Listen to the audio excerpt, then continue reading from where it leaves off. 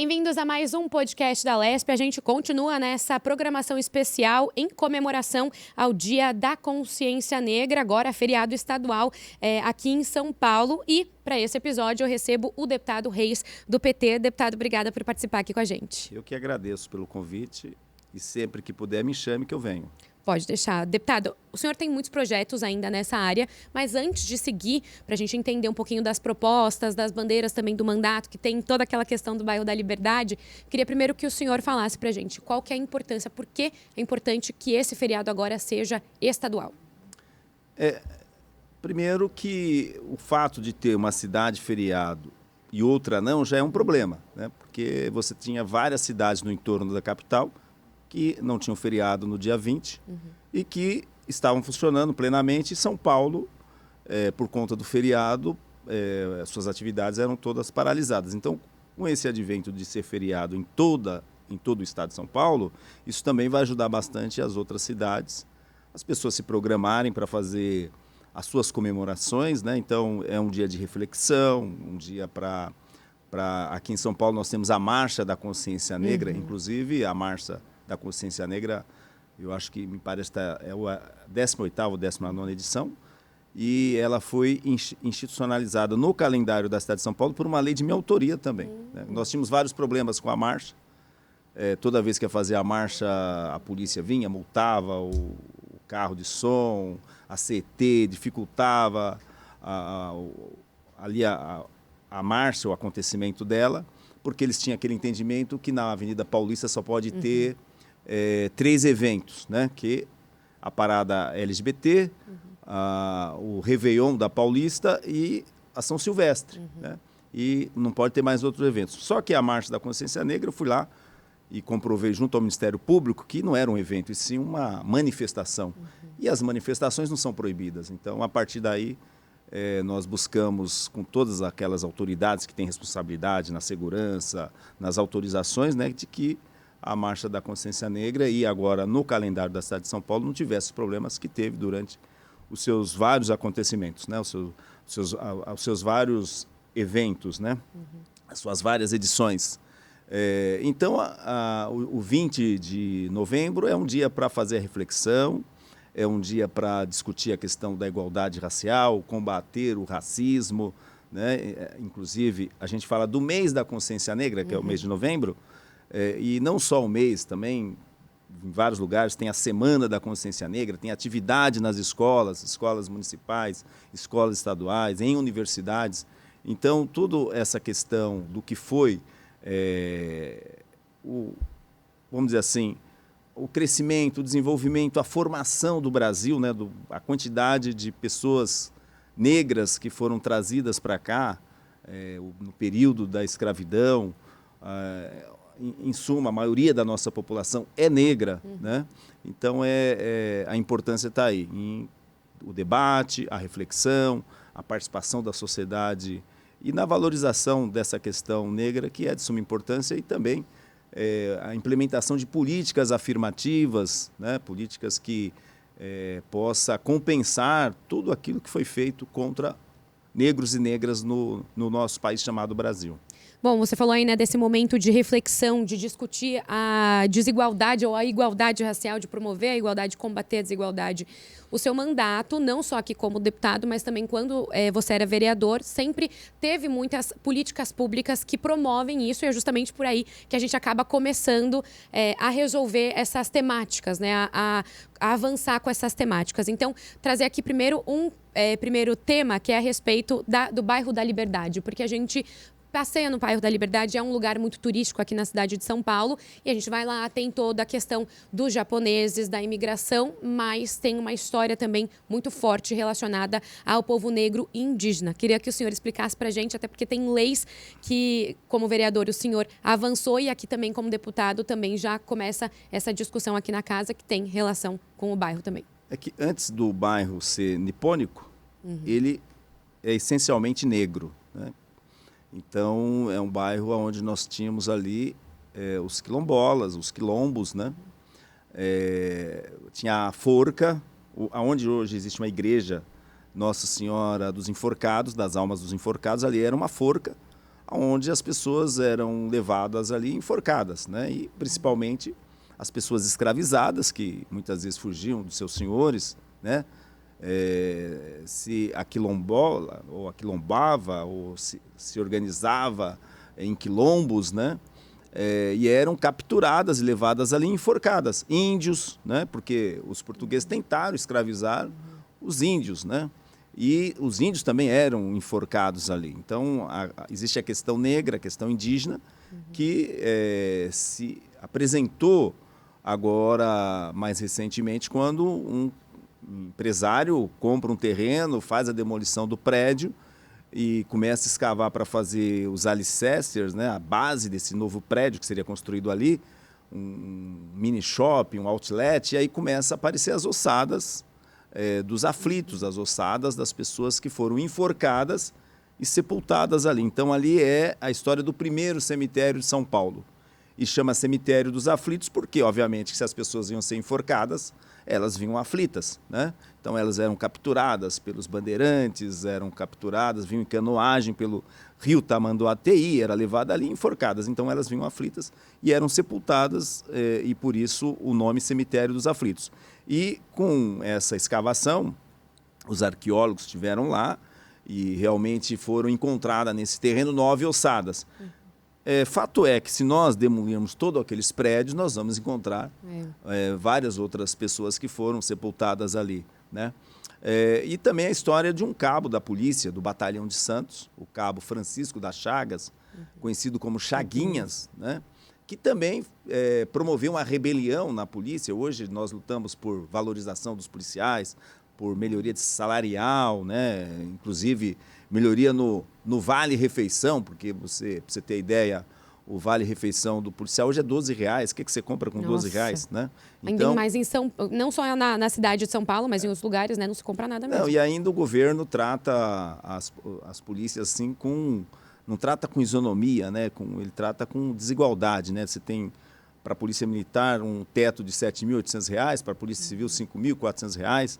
Então, é toda essa questão que naquela época já aflorou, porque os policiais não recebiam seus salários em dia. Os policiais portugueses, eles recebiam mais do que os policiais brasileiros.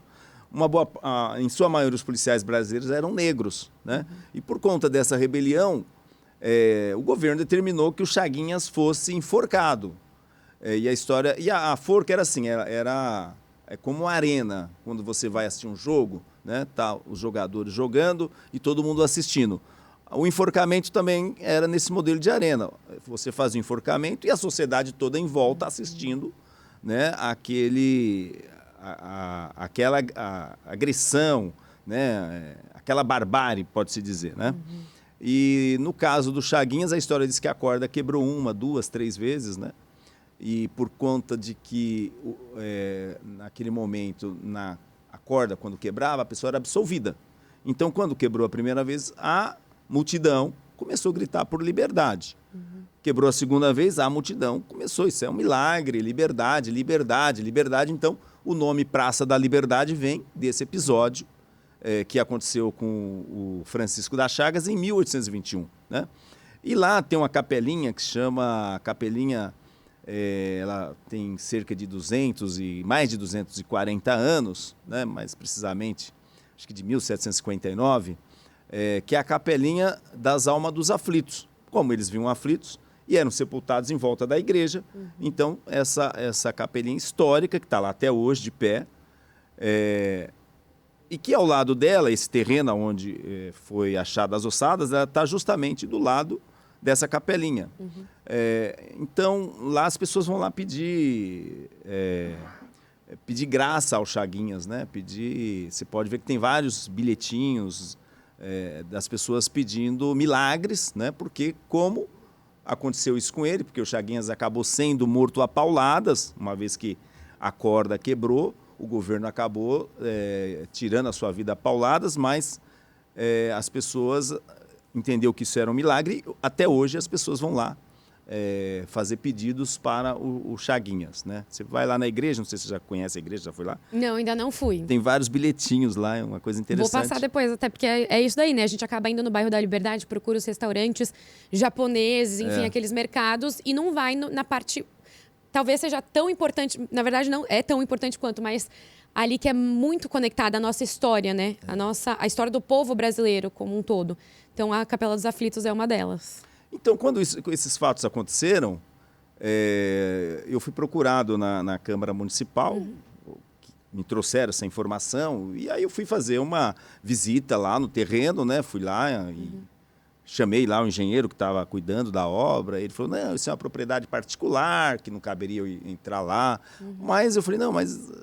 Aí chamamos os órgãos de preservação do patrimônio histórico e cultural, o IFAM teve presente, os arqueólogos da Secretaria de Cultura, né, o Compresp, vários departamentos estiveram lá.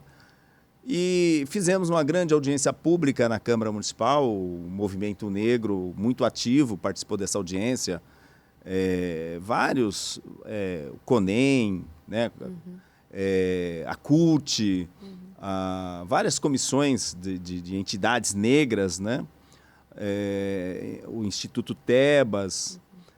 E aí, com base nisso, eu tirei de fazer um projeto, falei, nós vamos fazer um projeto de lei para criar um memorial dos aflitos, né? E construí um dossiê, fiz um dossiê contando toda a história, como se deu, e fui até o prefeito na época, era o prefeito Bruno Covas, sentei com ele, expliquei para ele, ele de imediato, ele foi muito solícito comigo, ele de imediato ligou para o secretário de Cultura, era o Aleucef, e ligou para o secretário Vitor Ali, que era o secretário de Obras, pediu que eles me acompanhassem até essa obra, e essa obra então foi interditada por conta dessa questão histórica, até que se realmente definisse o que seria feito ali, né? E quando o projeto foi aprovado, ele sancionou e se transformou em lei, a Lei 17.310, que institui o Memorial dos Aflitos, ali na Liberdade, do lado da Igreja Nossa Senhora das Almas dos Aflitos. Em cima tem a rua Galvão Bueno, né? Então esse terreno fica entre a igreja e a rua, ou seja, o Beco dos Aflitos, porque você entrar na rua da igrejinha, chama Beco dos Aflitos, né? Ou Rua dos Aflitos, né? E a Galvão Bueno. E ele sancionou o projeto, ganhou status de lei, ele determinou a desapropriação do terreno, o terreno já foi desapropriado, o seu dono já recebeu pelo imóvel, né? Foi uma desapropriação na justiça, porque ele não queria abrir mão do terreno, não houve um acordo entre as partes. Então, quando não há um acordo entre as partes, é nomeado um perito judicial que vai dizer o valor, e os valores são depositados numa conta da justiça, e depois ele pode contestar, mas o dinheiro está lá na justiça à disposição dele, né? Acho que foram cerca de 9 milhões de reais, 8 milhões, mais ou menos isso. Eu não tenho o valor exato, mas eu me lembro que era mais ou menos em torno disso, né?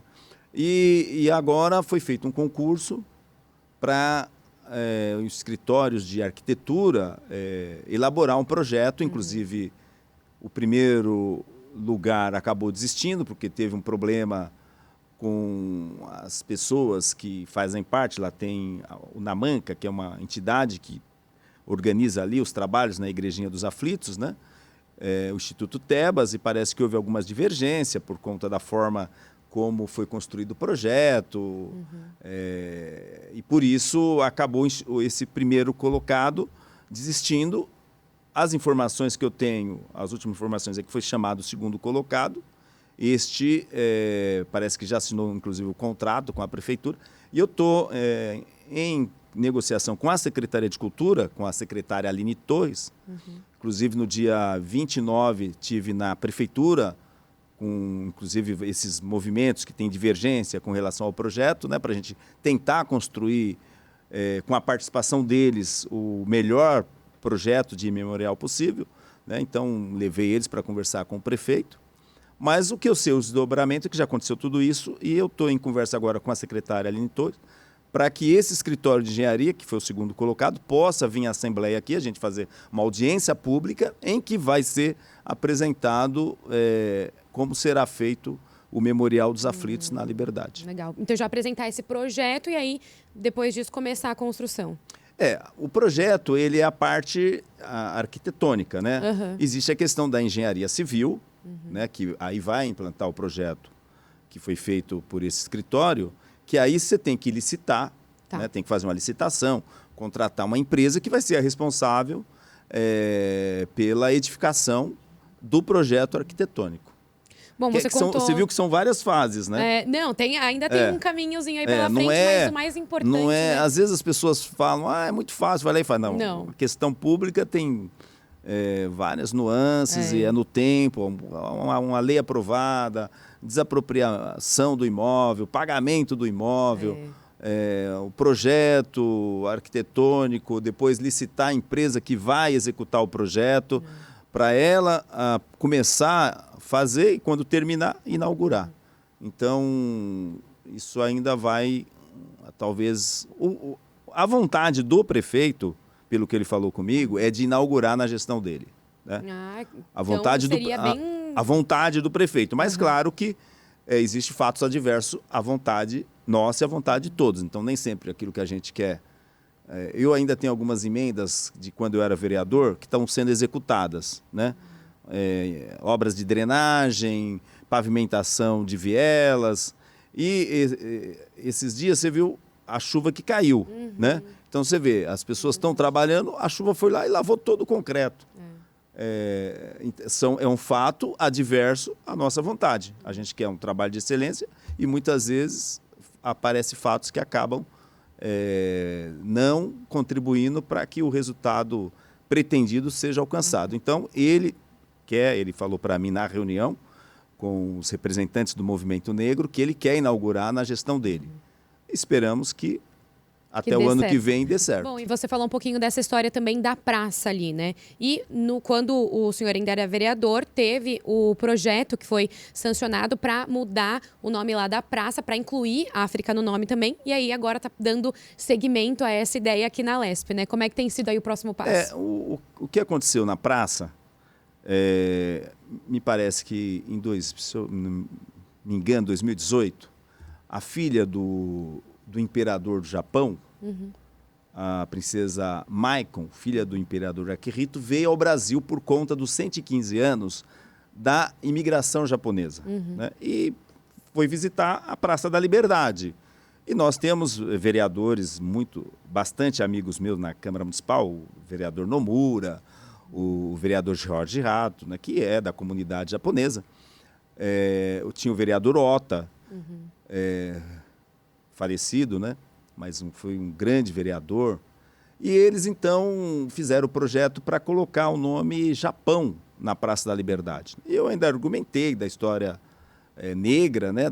Do povo negro, mas eles aprovaram e no outro dia da visita dela a placa já estava colocada, a Praça da Liberdade Japão.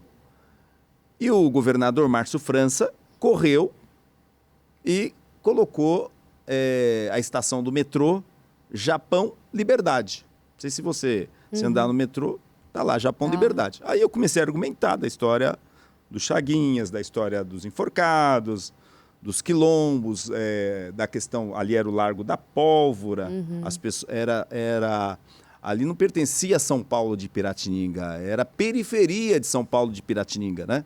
Então, comecei a argumentar e que, já que colocaram o Japão, que nós deveríamos colocar também o nome África para não apagar, para que não haja o apagamento da história do povo negro, né? E aí eu convenci, porque não é uma coisa simples, né? Vários eram contrários, e eu os convenci da importância e contei toda a história, e foi feito isso nas comissões e publicamente, e acabamos aprovando o projeto que se transformou na Lei 17.954, e o prefeito também atual, o prefeito Ricardo Nunes, sancionou no dia 31 de março, mudando o nome da Praça da Liberdade para Praça da Liberdade África-Japão. E no dia 1º eu tive o privilégio de ir lá, porque a CET colocou as placas, né? E eu fui avisado e eles falaram que era importante que eu fosse lá fazer o descerramento das placas.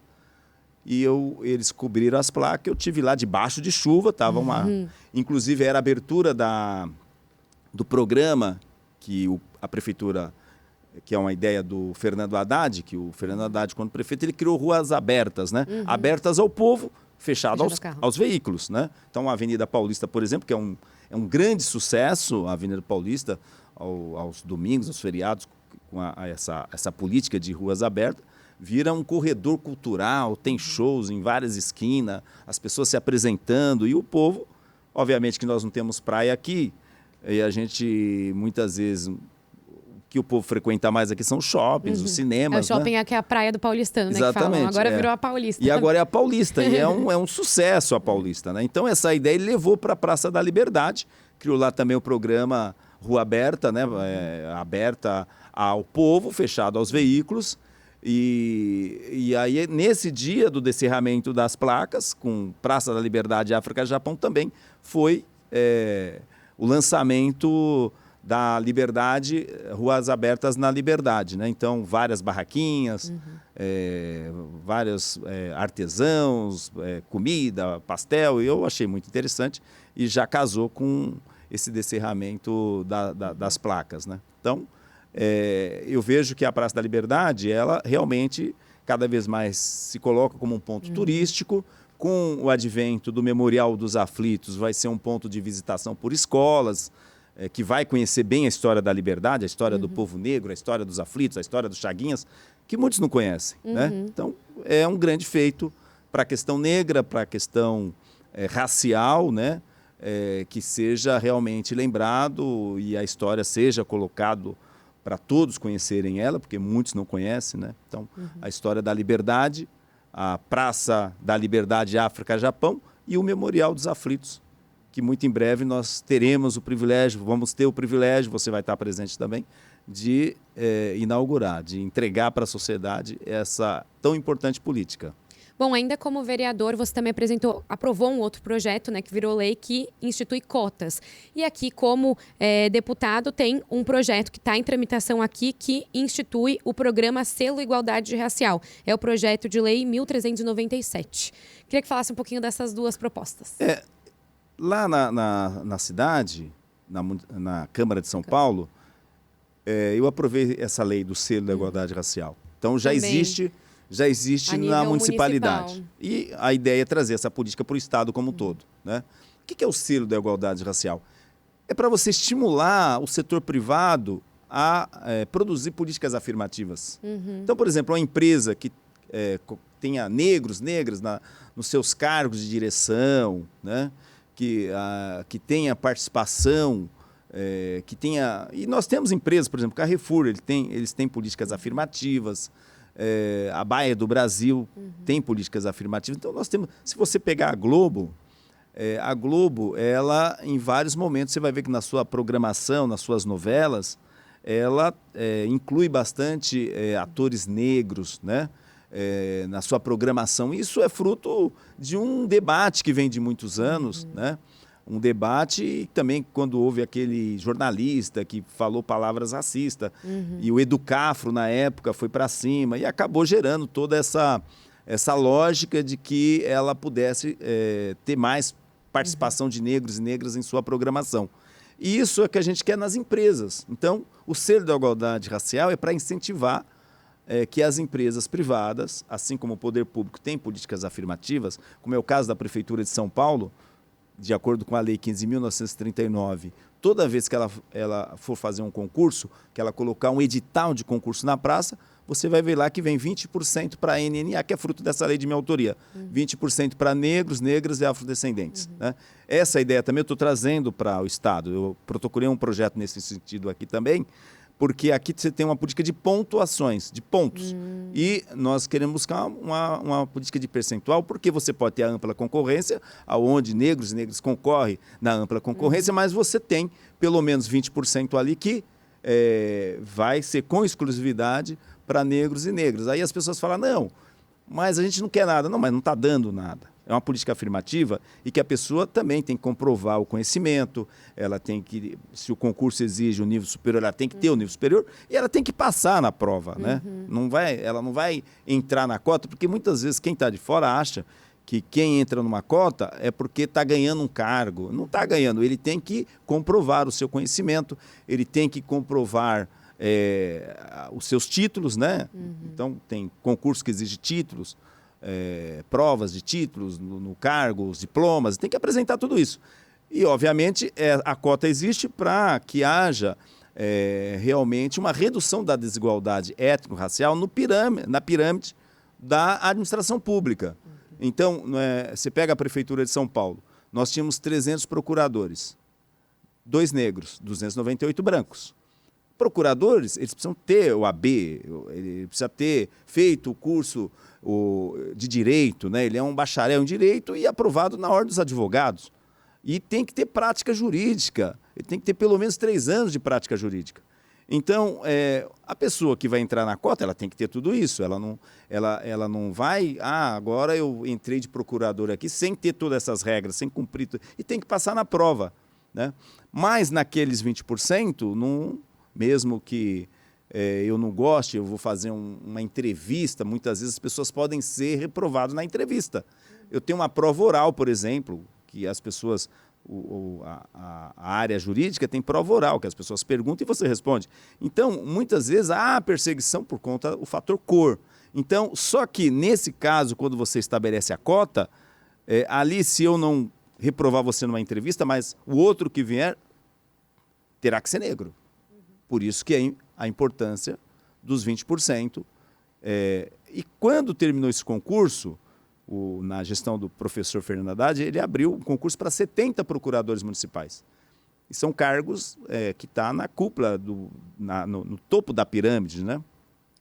Cargos que ganham bem, carreira jurídica, salários de mais de R$30 mil. E ele fez um concurso para 70 procuradores, aplicou o percentual da lei, 20%, entraram 14 negros. Você fala, mas é muito pouco. É verdade, é pouco, continua pouco. Mas é mais do que 2. Né? Então, quando eu tinha 2, com 14 são 16. E na ampla concorrência também entraram negros. Então, nos 80%, eu não quero me inscrever nas cotas. Se inscreve na ampla concorrência. Então, isso quer dizer que nesse concurso nós saímos de 2 para quase 20, se eu não me engano, 19 procuradores negros e negras. Então, aí nós estamos reduzindo, né? Cada vez que tiver um concurso, você vai ter a redução dessa desigualdade que tem na pirâmide, né? Você tem bastante negros na base, mas nos cargos de auditor fiscal, cargos que ganham bem, você vai vendo uma redução deles, né? Quando você pega a base, nós temos mais de 30%. Mas o objetivo das cotas também é que a sociedade esteja representada na administração pública. Então, se eu pego aqui todos os funcionários que estão aqui nessa sala, eu tenho brancos, negros, pardos, ou seja, é importante que na administração pública, isso é democracia, né? Que todas as pessoas, toda a representação da sociedade esteja também representado nos cargos da administração pública. Esse é um pouco o objetivo também das cotas. Bom, e até aproveitando essa lógica, deputado, a gente olha aqui na 20ª legislatura e a gente está com um número recorde de negros e pardos nessa legislatura. É mais do que antes, acaba seguindo um pouco dessa lógica, né? Mais do que antes, ainda é pouco, mas é mais do que antes. Pelo que eu percebo, né, tanto a questão de mulheres, né, que foram eleitas, né, as deputadas que foram eleitas, como essa questão negra, né? Agora, eu ainda vejo muita dificuldade na aprovação de projetos que contemplem as minorias, né? A casa é muito conservadora ainda. Questões, eu estou na Comissão de Constituição e Justiça, na Comissão de Segurança Pública, na Comissão de Fiscalização e Controle. E eu observo muito a tramitação dos projetos nas comissões. E muitos projetos que tratam da questão racial, que trata de intolerância religiosa, projetos, às vezes, que vêm de encontro à questão de religião de matriz africana, a questão LGBTQIA+, eu vejo que esses projetos eles têm dificuldade de tramitar nessa casa. Ou seja, a casa ainda não representa a sociedade como um todo, né? Ela tem a representação feminina, me parece que 24 deputadas, ela tem assim a representação negra, mas ainda o perfil dos parlamentares eleitos, né? Eu vejo muito a questão conservadora muito forte, porque esses projetos, por mais que lá na frente eles não ganhem vida, mas é importante que eles estabeleçam o debate. Então, se eu trago uma questão que eu vejo que aí na sociedade ela tem um porquê, né? Ela tem assim dentro da sociedade uma necessidade de ser discutida. Eu transformo essa vontade da sociedade através de discussão, de participação popular, do debate. Eu transformo aquilo ali num projeto de lei. Falo, olha, isso aqui a gente pode encaminhar por aqui para dar uma resposta para isso. E aí, quando chega na Assembleia Legislativa, acaba por conta desse conservadorismo, da forma como essa representação parlamentar enxerga o mundo, né? Às vezes por questões religiosas, às vezes até pela formação religiosa do parlamentar, né? Que eu vejo que muitas vezes por conta da formação religiosa, o parlamentar acaba votando contra, por exemplo, um projeto que venha de encontro à questão LGBTQIA+. Agora, é uma casa plural, então é importante que esses projetos tramitem. Ele não é por conta da minha condição, às vezes religiosa, que eu vou passar por cima desse outro direito, porque esse direito existe, né? O direito das pessoas existe. Então é importante que a gente prime para que essas matérias elas produzam o debate, e se for aprovadas, que chegue na mão do governador, que ele também se posicione, né? Porque quando o governador veta ou sanciona, ele está dizendo o que ele pensa, ele está dizendo o que ele é, né? Não é só a questão de constitucionalidade, do interesse público, né? Também tem a questão pessoal. O que o governador, que tem o poder de sancionar ou vetar, enxerga dentro dessa política, dentro dessa demanda popular que tramitou nessa casa e se transformou em lei, né? Então, eu ainda vejo essa questão muito prejudicada aqui, muitas questões, inclusive racial, né? Projetos que vêm de encontro à questão racial, eu vejo muito prejudicado. Eu dou os parabéns ao deputado Teonêlio Barba, porque ele apresentou esse projeto que criou o feriado do dia 20 de novembro e foi muito bom. E o governador sancionou, foi sensível a essa questão, mas tem várias outras matérias que também tratam de questões raciais, que trata de questão religiosa, de intolerância religiosa, questão do LGBTQIA+, que acaba ficando parada, engavetada e muitas vezes alguém senta em cima e aquela matéria não anda. O parlamento vira mais governo, ele vira apenas um homologador de decisões governamentais. E o parlamento ele tem que homologar a decisão, o pensamento popular, o que o povo pensa. O parlamento não pode se colocar como os parlamentares como serviçais do governo, empregados do governo. Nós não somos empregados do governo, nós somos empregados do povo. Então nós temos que fazer com que a vontade popular, aquilo que o povo pensa no dia a dia, se transforme em realidade. Esse é o nosso papel. Uma última questão, né, que você falou, que o governador sanciona, deixa ou veta, enfim, isso mostra um pouco quem ele é. Com esse movimento do governador sancionando o feriado estadual do Dia da Consciência Negra, o que mostra sobre ele, na sua visão, obviamente, mostra sobre ele nessa questão, nessa pauta racial? Duas questões que eu colocaria. Uma é a questão econômica. Ele enxergou pelo viés da economia que o feriado, em alguns lugares sim, em outros não, acaba prejudicando muitas vezes o funcionamento, inclusive do próprio Estado. Né? Você imagina, eu fecho o palácio aqui em São Paulo, porque é feriado, mas eu tenho lá o palácio de inverno, lá em Campos do Jordão. Lá fica aberto, porque lá não é. Né? Então, é um exemplo bem sutil, né? Mas você vai ter várias repartições do governo fora do Estado de São Paulo que vai funcionar no dia do feriado e aqui em São Paulo, na capital, vai estar fechado por conta do feriado. Então, existe uma questão de gestão, de economia, né? E a outra questão nós podemos dizer que o governador foi sensível a essa questão. Mas eu enxergo mais a visão dele, pelo perfil dele de de negócios, né? Mas por conta dessa questão econômica também. Bom, deputado, eu agradeço a participação aqui nessa nossa semana especial, comemorando, então, o Dia Estadual da Consciência Negra, que agora, então, vira feriado estadual aqui em São Paulo. Obrigada por participar do podcast da Lesp. Eu é que te agradeço e estou sempre à disposição. Esse foi, então, o deputado Reis. A gente conversou um pouco aqui sobre a história do bairro da Liberdade, né, trazendo, então, essa importância do bairro para a história negra aqui do país. A gente volta no próximo podcast da Lesp.